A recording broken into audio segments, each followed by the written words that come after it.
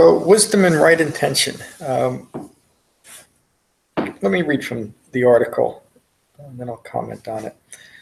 The Eightfold Path is characterized as a path of wisdom, virtue, and concentration. Within the Dhamma, an emphasis is placed on developing heightened levels of these three characteristics in thought, word, and deed. An awakened human being, meaning a fully mature human being, abides with a mind settled in wisdom. Wisdom is a quality of mind that is developed through all 8 factors of the Eightfold Path. Wisdom is the ability to think and act using knowledge, experience, understanding, common sense, and insight. And it's insight into what I mentioned to Bridget earlier, insight into the 3 marks of existence, into the impermanence of all things, the misunderstanding of self, anatta, and the resulting stress and suffering that follows from that misunderstanding.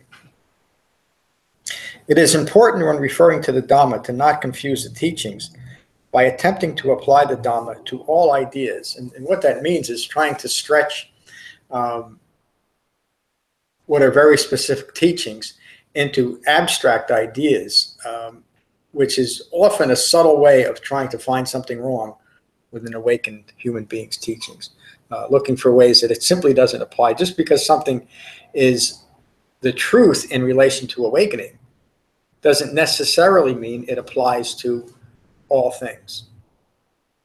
It would be like saying that oranges grow from seeds, so that's part of the Dhamma. We should somehow develop an understanding of that. It's a truth, but it has no relation to what the Buddha is teaching. It's insignificant and unimportant. But if we get too deeply into how a seed grows into an orange, we can become completely distracted from what the Buddha is trying to teach as a path to awakening. Is that clear? So there's no wisdom in understanding how an orange develops unless you're a botanist or a biologist, then it would be important.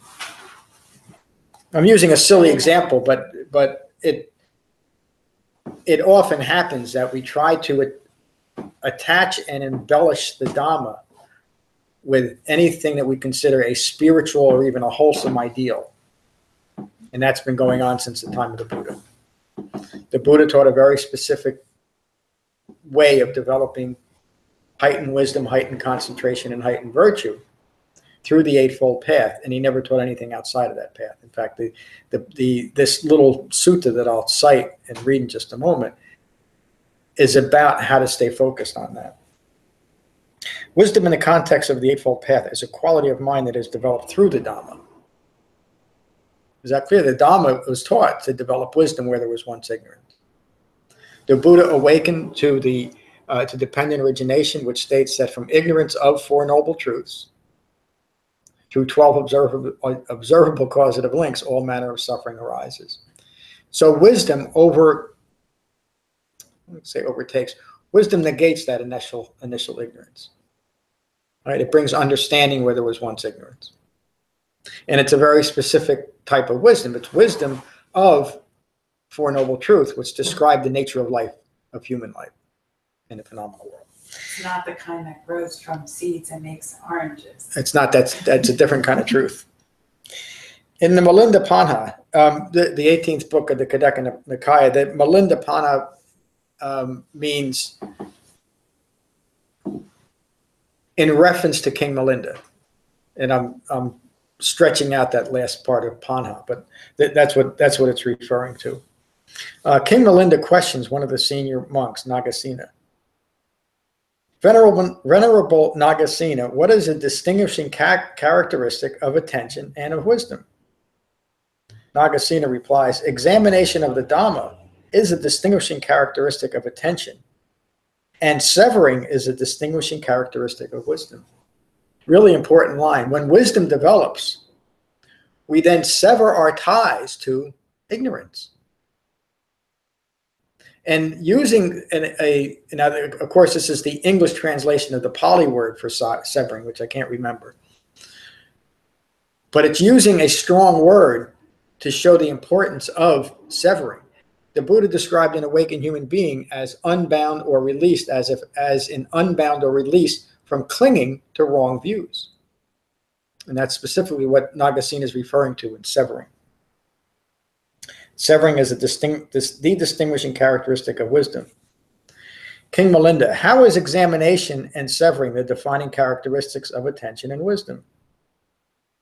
Nagasena replies, how do barley reapers harvest barley? Well, King Malinda replies, they take a sheaf of barley in one hand and cut the sheaf with a sickle in the other hand. Nagasena, in the same way that a barley reaper takes a sheaf in one hand and with the other hand a sickle and cuts the barley, so does a Dhamma practitioner develop concentration and refine mindfulness so as to take hold of the mind with attention and then sever clinging to the defilements with wise intention. Taking control of the mind. Remember in the Vitakka Sutta, the Buddha concludes that by saying we gain the ability to think what we want to think when we want to think it, meaning that our thoughts are always skillful and appropriate in what's occurring in our life. And in the framework of the Dhamma, it's to recognize the three defilements of greed or craving, aversion, and deluded thinking. Now, if our minds are rooted in ignorance and deluded thinking, how would we be able to recognize that? How does a deluded mind know that it's deluded? It can't. As the Buddha described in the Nagara Sutta, prior to his awakening, he recognized being caught in that feedback loop of the constant need for sensory indulgence, revolving around wrong views. So how does a deluded mind recognize that it's deluded? Through concentration developed in Shamatha-Vipassana meditation and the refined mindfulness of the framework of the Eightfold Path to recognize that deluded thinking.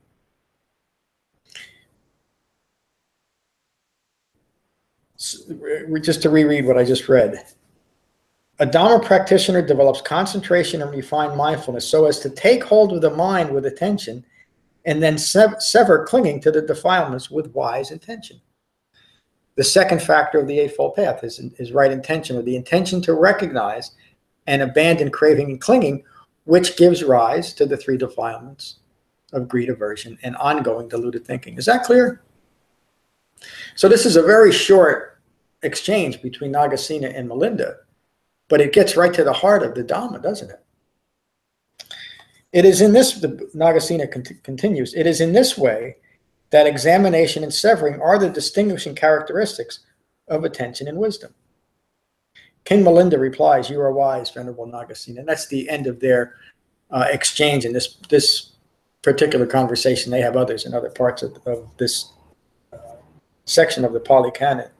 But Nagasena here is emphasizing the concentration developed in Shamatha-Vipassana meditation to support the refined mindfulness necessary to hold in mind, to be attentive of the Eightfold Path in order to sever the bond of clinging to wrong views rooted in ignorance of Four Noble Truths.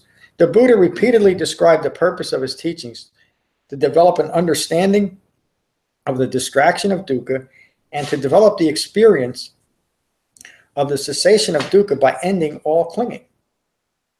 The cessation of clinging is to all clinging or attachments to objects, events, views, and ideas that would further continue wrong views of self, or a self rooted in wrong views, meaning a self rooted in ignorance of Four Noble Truths. That's just a short part of this article too, but it's on the website if you want to read more of it. So the Buddha awakened to dependent origination. From ignorance to 12 observable causative links, all manner of suffering arises. In his very first teaching, he taught the Dhammacakkappavattana Sutta, the sutta that established the Four Noble Truths for the first time in human history. Upon hearing this rather short sutta on the Four Noble Truths, which included the Eightfold Path, Khandana declared all conditioned things that arise are subject to cessation. And the Buddhist said then that Khandana, you are now Anakhandana, meaning you are the one who understands the Dhamma. He was the first one to awaken through the Buddha's direct teachings. The other four people that were present would shortly awaken within a couple months of that first teaching. What the Four Noble Truths describe is the nature of suffering. Suffering occurs in the world. As a consequence of having a human life, there is suffering. That's the first Noble Truth. The second Noble Truth states that craving originates and clinging perpetuates suffering. So it's craving rooted in that initial ignorance of Four Noble Truths, and then clinging to those notions that have arisen from ignorance, including the notion of what we think constitutes a self. And therein is the ongoing problem. Because once that self is established, rooted in wrong views, now that self is compelled to continue to establish itself in every thought, word, and idea that would occur. And there is the distraction of dukkha, the ongoing distraction of dukkha. So it takes the refined mindfulness of the entire Eightfold Path, what Nagasena is referring to here, attention to the Dhamma, to sever or unbound oneself from clinging to those wrong views that are establishing the self. And so then the next question, and Bridget, you might even be asking yourself this question, what happens when I let go of all these self-referential views? Because initially it feels like annihilation. Don't I need these views of self, even though these views are rooted in ignorance, to continue a self? How will this self function in the world without these views? Like an awakened human being, it will. It's only those wrong views that cause the suffering in the world. But a self-referential ego self is so taken by its own views of self that it can't imagine, it can't conceive of. It generates great fear often to this self-referential ego self to even consider letting go of wrong views, even when faced with the teachings of an awakened human being.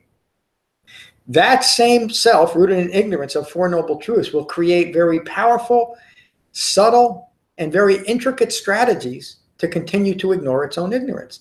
That's why it takes the refined mindfulness of the Eightfold Path to recognize and abandon or sever clinging to wrong views. And that's precisely what Nagasena is describing to King Malinda. It's a very interesting conversation these two had. It's not extremely rare, but it's somewhat rare that a sutta is not directly taught by the Buddha or one of his senior disciples to a group. What's rare about this is one of the senior disciples having a one-on-one conversation, even though King Malinda was an important figure in northern India at the time. That's the talk for tonight. Any questions? Does everybody see the significance of wisdom and right intention in relation to the Dhamma? Now, Bridget, I'll let you out of this unless you have something you'd like to say. But everybody see the significance of that? Anybody have any questions on that? Well, I've been batting this around for quite a bit of time now. In meditation, Lorna reminded me of that recently. Just how distracted you can get during meditation. I mean, it's really clear in meditation that you are distracted. I mean, I'm distracted in normal life as well. Yeah. And lately it's been kind of frustrating, even though I sit down with the right intention not to be distracted. It still seems to be really powerful. It's a hard slog every time. It changes in intensity, from day to day, week to week. But I'm kind of saying to myself, well, I've been at this now like every day for like a year and a half. Can we get somewhere, please?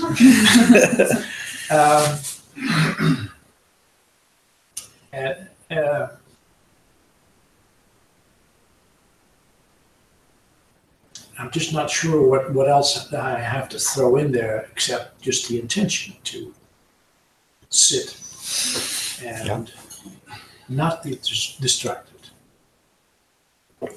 Thank you. That's so important. The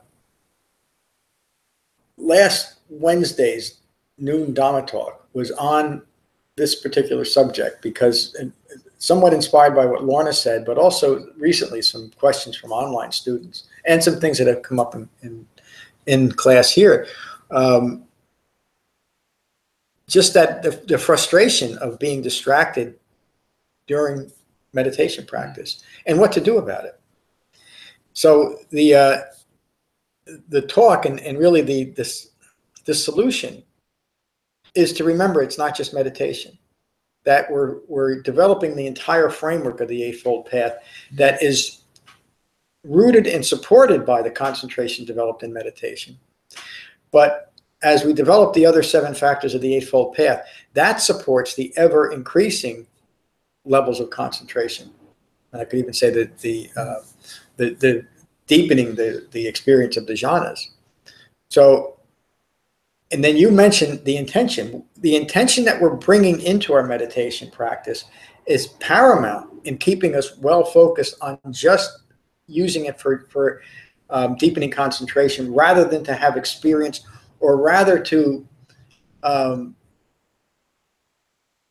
contemplate. Contemplation is often called meditation, meaning you go into a session, you quiet your mind, and you contemplate a subject or a series of subjects. Contemplation is not meditation, as the Buddha teaches meditation. Meditation is taught to deepen concentration, to support the entire refined mindfulness of the Eightfold Path. But often contemplation is used almost as a substitute for meditation. It's much easier, especially to a well-concentrated mind, to bring a subject in and think about or contemplate that subject. And the subject might be related to the Dhamma. Like, let's contemplate suffering and let's get into it and embrace it in all its glory and all that. Or let's contemplate compassion. Or I'm just finishing an article, a long one, on the Anapanasati Sutta, which is misapplied in many ways. Let's contemplate the body. Let's contemplate different breaths. None of that is meditation as the Buddha teaches meditation. But as we integrate the entire Eightfold Path, including right intention, and so in meditation, right intention is to recognize and abandon craving and clinging as it arises in meditation. Meaning, craving and clinging will arise in our thoughts or being distracted by our thoughts. And so if we remember that meditation is for deepening concentration, when we find that we're caught up in our thinking again, we'll come back to the sensation of breathing.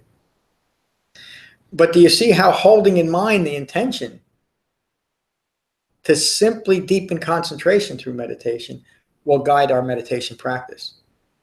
If we lose that intention, our meditation practice can become anything, and it often does. So you bring up such an important point, and Lorna inspired that from last Tuesday's comments too. Thank you. A very important point. And again, and Nagasena is even pointing that out to King Malinda in a somewhat indirect way, meaning you need to be mindful of the entire Eightfold Path to sever clinging. Matt, good to see you tonight. Glad you could join us. Good to see everybody. Just thinking about what you're saying, Ram. And just like we know, we hear every week that we're human beings, we're conscious beings, we're thinking all the time. The object of meditation is not to stop thought. So that thought is incessant, regardless of anytime you sit, there's going to be thought. And we had said this one time a while ago, maybe over a year ago, of even if there's just one instance where on the continuum of gross laxity or gross excitement, you remember to come back to the sensation of breathing in the body, and that intention disrupts that either gross excitement or gross laxity to bring you into the sensation of breathing in your body, the not being distracted by that whatever thoughts that had lulled you to sleep or had kept you rolling. Then that's it. That's the practice. You're practicing there. That practice is successful. That practice is a meditation practice. And they're just, thoughts are incessant, and we can't avoid them, and we can't, meditate our asses off and think that we won't think. Mm-hmm. It's just, Why would you want to? yeah, I mean, there are those times in meditation when the volume increases and we get distracted, or we find that we're really entering the second jhana or something. We're actually really, equanimity arises naturally, and we find ourselves fully in that.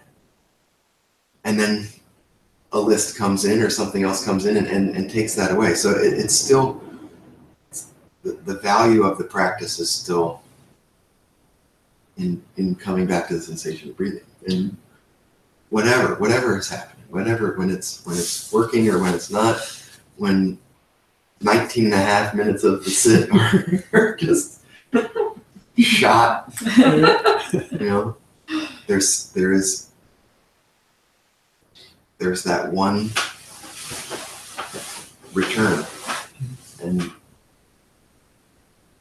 that's enough to keep your heart in it, Yeah, I found it a good idea to realize, I find it comforting to realize that, yes, thoughts are incessant, but breaths are incessant too. Yeah. And we're not trying to beat one or the other up. Right. We're just switching attention here, from here to there. Yeah. And that realization made it less of a fight for me. I spent way too much time trying to fight my way into meditation, and that ain't happening. That's really cool. I like that. I mean, that. Either one of those two would stop. You'd be in big trouble. Yeah. Yep. Right. And so the point isn't to stop your thinking, and it's certainly not to stop your breath. That was beautiful, man. Getting to that one point of being mindful of the breath, even if it is just for a brief moment, is meditation, and it is concentration, even if it is just for that moment. And the reason why that is so powerful, and again, meditation isn't just being mindful of the breath, it's recognizing when you're caught up in your thoughts and becoming mindful of the breath, because that interrupts conditioned thinking rooted in ignorant views. It's the only possible way to extricate ourselves from that ongoing thinking rooted in ignorance is conditioned thinking. How else could we stop the process unless we find a way to successfully interrupt it? And that's what the Buddha discovered when he used breath meditation. He remembered the Buddha used this meditation method that we're still using 2,600 years later. He remembered using it first when he was a 5-year-old boy. Having a frustrated day, imagine being the prince in your father's kingdom, but even then he had a frustrated day. And out of that frustration, he just said, I'm going to sit down under this tree and I'm going to just mindful of my breath. And he recognized that he developed a measure of calm. And then he forgot about it, but he remembered it 29 years later when he was looking for a method to quiet his mind again. Being mindful of the breath, bringing your mind out of its conditioned state into a concentrated state. Again, even if it's just for a brief moment, it's enough to interrupt conditioned thinking and to start allowing the development of the refined mindfulness of the entire Eightfold Path. That, again, you point out the reason and the right intention for entering into meditation to deepen concentration. Thank you both. What a great discussion so far. Why don't we just go home?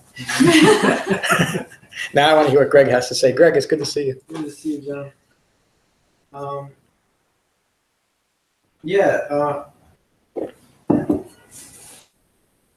So I don't have much to say about the sutta itself, other than it's a beautiful image of just chopping the grain down, and but to a little bit about like kind of where this conversation was going. It seems that a lot of it is before, like to keep in mind before the meditation, the intentions, and throughout the day and everything. The reason I find it so effective when I come here and why the quality is different of the whole experience is because there's the metta at the end as well, and something I've tried to start doing is when you get frustrated, like there's many times where there's 18, 19 minutes of what was I thinking about? I had the breath going, but then there was this second parallel kind of thought process of it. To practice a little bit of like gratitude and recognition of like almost a little pat on the back. Like you did it, you did the practice, you didn't lose anything from it. There's never anything to lose from practicing. Yeah. And even if it didn't go well, you gained something, even if it's the slightest. Every time you come back to the breath, you're gaining something, building up that ability. Yeah. And recognizing that after each session or sit, and the gratitude for the Dhamma, the appreciation of that the teaching is still maintained. And the realization that however bad you think it went, it was better than doing nothing.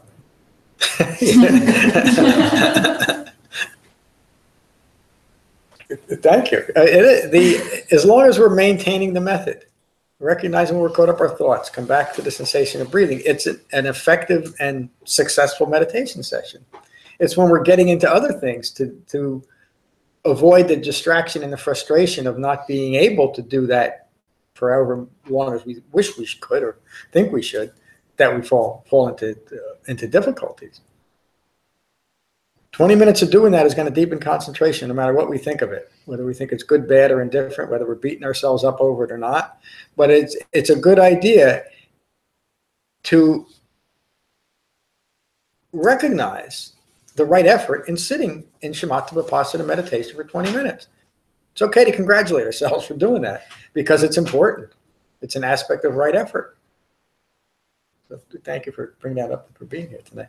Bridget, welcome to our Sangha and our class tonight. Thank you. How was your meditation? There were a lot of thoughts happening for sure. I've kind of developed my own practice throughout my life. Like when I was little, I would just like meditate, and it's interesting how the older you get, I think the harder it gets to I think so, yeah. sit with all of the thoughts. And that's definitely something I've been working on, is like not thinking about the thoughts and not trying to change anything about it. And I really like the discussion too, because it's a lot of what I've been thinking about and talking about with Matt, and just being able to just come back to the breath, and to even just like taking the space to sit down and have that quiet, and it's really important. And yeah, like I think we all are searching to sort of find peace and not beating yourself up. It's like this interesting relationships that we're developing with, the words are not all coming together, but just that struggle that we're all in, and even just having like those little moments. And I find expressing gratitude for anything pretty much is really important, and that's become kind of my attempting to be like a daily thing when I wake up, to just, no matter what's going on, just take a minute and think about what I'm truly grateful for. And that really helps. Because I'm always thinking, doesn't matter what. It's just like, so it's interesting when you can have that relationship like start to develop with yourself. But yeah, thank you. Thank you. Boy, you said a lot for the first class.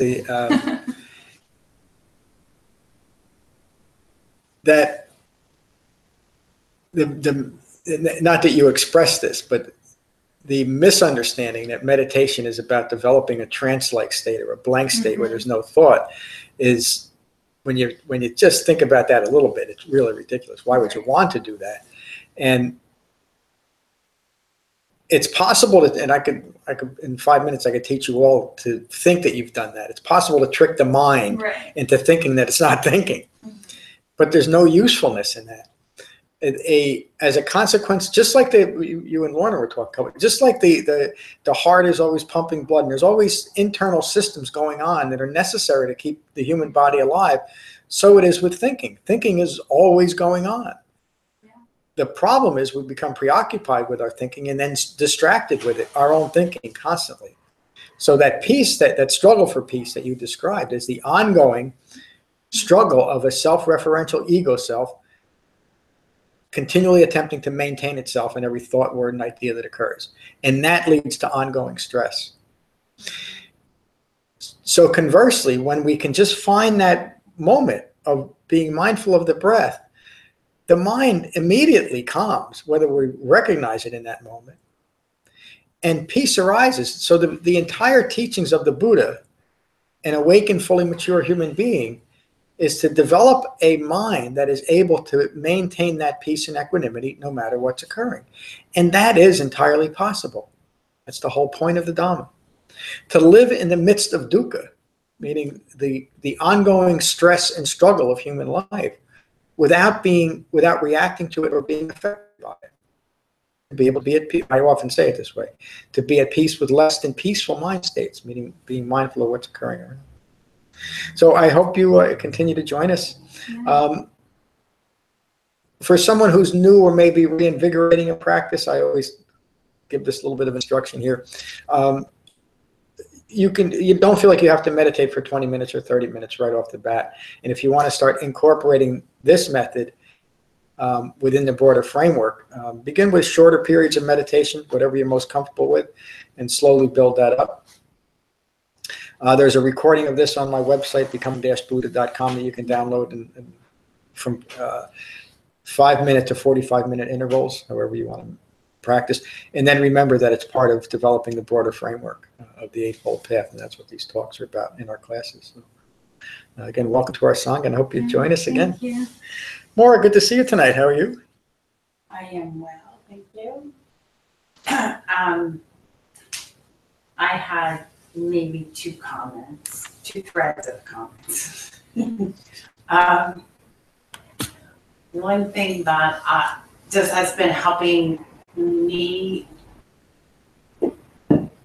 with not following a thought with a thought, there's a couple of things, but is saying in the beginning, like, give yourself the gift of freedom from continuous thinking and I'm making, and then so if I'm sitting and I'm aware, all of a sudden that a couple of thoughts have been strung together, it's like, remember the freedom of letting that go, and just, I'm like, this is a time, when on the cushion, really, and throughout the day, it's available, and it's so, like you had mentioned, when we relax and let go of the string of stringing thought to thought to thought. So relaxing but being alert, or aware of what's going on. concentration naturally arises, and it's a very palpably, it feels very nice. It feels good. So I remind myself to just like give yourself the freedom of like not having to establish yourself for a moment. And like, oh, there it is. Oh, give yourself the freedom to not establish it. So, and that's been really helpful for me. So I'm just offering it out there. Like it really cuts through that anatta. For some reason, because the anatta wants to think that it's doing what it's supposed to be doing, and it's not. So, I mean, it's doing what it does, but there's something much more pleasant. So, and then I have to just the two things. So, and Matt in Qigong, we were talking about the cat and like our tiger or whatever, following the chi and just not doing any extraneous movements. Like everything is just in this direction. And that's kind of also what I've been noticing in my sitting practice and actually in walking and stuff like that. Just trying to just do like, it's just the breath, and then like just there's so much more energy, and it's like this fountain that kind of just goes and concentration comes and it supports the practice. And then, kind of it'll be like this spacious thing. You'll see like selfie thoughts, wanting to take hold. And just like softening and awake, arousing. And so anyway, I feel like that cat, like my cats have just been this analogy for me. Like we were just letting go of all the things that take you off that. And it has its own beauty there.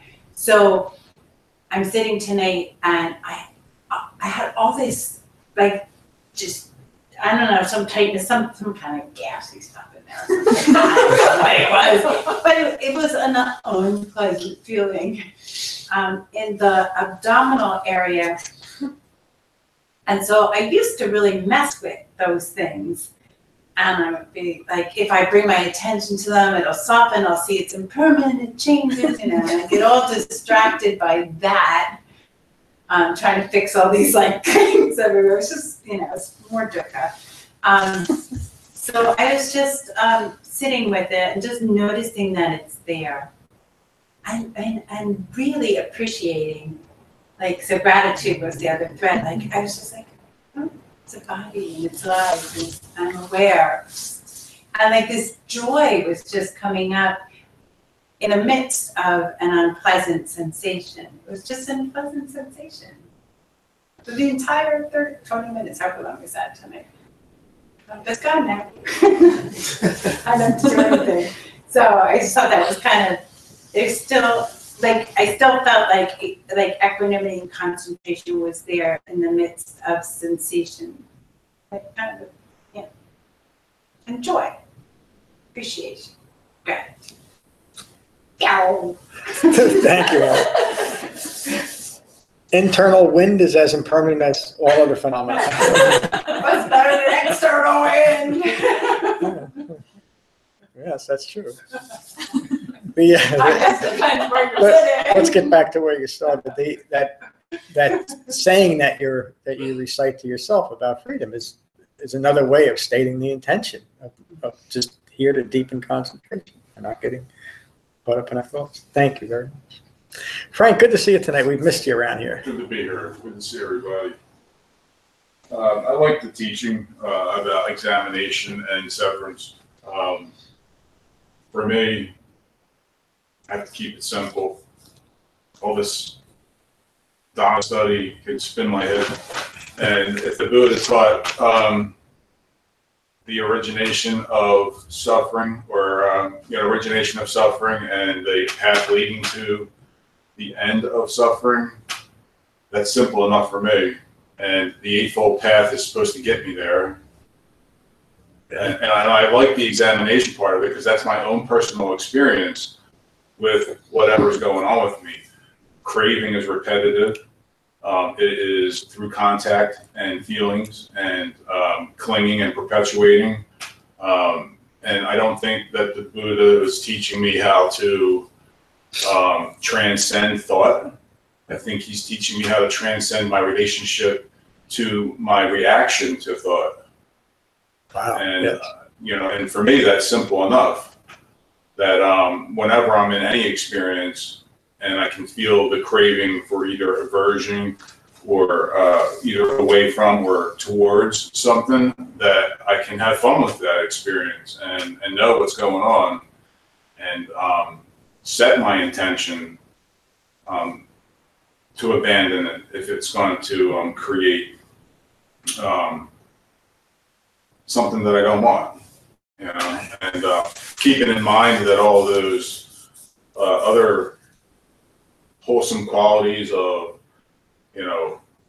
that are within the Eightfold Path of right action, right speech, right livelihood, right effort, all that stuff, like right effort for me is just the right amount of balance between all of it. Because if I'm trying to use meditation because I don't want to think anymore and I'm trying to avoid that, then I'm spinning it in the wrong direction. Yep. And to loosen it up, just to give myself enough experience with meditation to increase my ability to concentrate and know when I'm being distracted so that I can see my experience with it, helps me let it be and release it rather than cling to it. That's all I got. Wow. Thank you, Frank. That's what we've been missing. That simple, direct way. And recognizing that it is through the framework of the Eightfold Path that we abandon. You used the word transcendence, and you're right. This isn't about transcending anything. It's not. It's about recognizing what we need to sever or abandon, because that's what is rooted in ignorance. The Eightfold Path does that. I think you said transcend your reaction, right? Transcend my reaction to the experience of what it is I'm going through, because I can spin it in either direction. Yeah, you're so right. The problem is a reaction, and that reaction can only come from a self-referential ego self. An awakened, fully mature mind no longer reacts.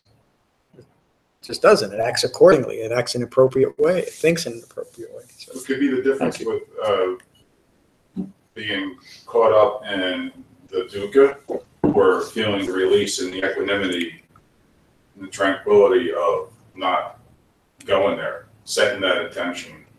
yeah, that's right. Whether it's entering meditation or off our cushion. I should say, gives me the ability to set the intention. Yeah. To have that thought in mind. Thank you, my friend. Lorna, good to see you tonight. How are you? Good, thank you. It's funny that the conversation tonight started off with meditation. Because a couple of days ago, yesterday morning, Monday morning, I had a very feeling that I've never had in meditation before, which was, it was like a dual mind, that I didn't lose focus from my breath, even though I could think. I had like two minds. Usually in meditation you have one mind and it's on your breath or you're thinking. And I think I was in this sort of process, whatever it was, for at least a minute or even longer. Quite a while in meditation. Completely aware what my body was doing, breathing, and completely aware that I could think. I've never had that feeling. I don't know what it was. It was like I had two minds, two focus points in my mind. Did you get dizzy? No, it was I was surprised and relaxed with it. I was very relaxed. You're describing a mind that is not distracted by its own thoughts. That is the essence of concentration. And resting in equanimity. Yeah. Yeah. So Congratulations. had That's for a good. minute, but you had it. I had it. It I know what it longer was. than a minute. You are now Lorna Kandana. Time is very difficult to judge in meditation because you've nothing to relate it to. So you don't know if it's a minute, minute and a half, maybe 2 minutes, I don't know, but it was quite a while. Yeah. It wasn't a flash. It wasn't like that. It was quite a while, and I was able to think and even think that this is going on, and I still didn't lose my breath. Mhm. I was completely aware of what my body was doing, completely aware of what my brain was doing. And your entire sensory organ structure was still processing what was occurring. Absolutely. You were no longer distracted by it. Absolutely. That again, that's a well-concentrated That's mind. what was going on. That's- I was in the house and everything. That's the essence of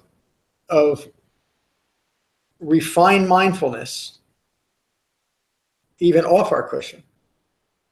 So we're able to take in what's occurring and respond skillfully rather than from a reactive mind that is caught up in it, stuck in that, again, the feedback loop that the Buddha describes and that we've all experienced. That's concentration. Congratulations. Oh, thank you. Any other questions or comments about tonight's class? So we're going to begin again, like we do every winter, usually right before the holidays, a 12-week Truth or Happiness study again. I'll put the dates up in the in email when I set them. Probably just before Christmas, but we'll do that again. And probably the same structure as last year's Tuesdays and Saturdays. We'll have the same section of the book that we'll be discussing. I want to do a series of talks. I hope there's enough time. It might be right after the first of you that review this. I'm just completing a rather lengthy article on the Anapanasati Sutta, and I want to give some talks on that because it's another very important sutta, like the Satipatthana Sutta, where the Buddha teaches the appropriate use of mindfulness. The Anapanasati Sutta is a little bit more specific to mindfulness of the breath during meditation, but it's also something that I want to address before we get into the course, but that's coming up. All right, let's finish with Metta as we always do. So find your relaxed meditative posture and gently close your eyes and gently close your mouths. And again, take a moment to become aware of the sensation of breathing in your body and let that mindfulness of your breath cease any distracting thoughts to the past or to the future or that may have arisen from our talk tonight. And Metta means goodwill or loving kindness, and these are the Buddha's words on Metta from the Karaniya Metta Sutta. This is what should be done by one who is skilled in goodness and who knows the path of peace. Let them be able and upright, straightforward and gentle in speech, humble and not conceited, contented and easily satisfied, unburdened with duties and frugal in their ways, peaceful and calm and wise and skillful, not proud or demanding in nature. Let them not do the slightest thing that the wise would later reprove. Wishing in gladness and in safety, may all beings be at ease.